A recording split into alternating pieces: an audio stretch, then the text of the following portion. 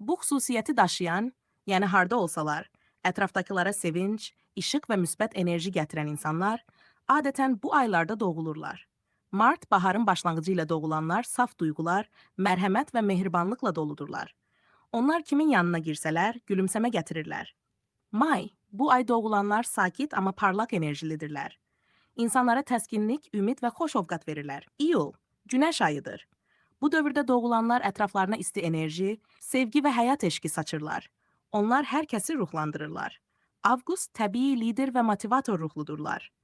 Onların varlığı insanlara güc və sevinc verir. Sanki həyat enerjisi ötürürlər. Sentyabr, bu ay doğulanlar insanlara sakitlik və balans bəxş edir. Onların yanında olanlar özlərini rahat və xoşbəxt hiss edirlər. Qısa məsləhət. Əgər bu aylardan birində doğulmusansa, sənin gülümsəmən və səmimiyyətin başqalarının ruhunu işıqlandırır. Bunu heç vaxt gizlətmə, paylaşdıqca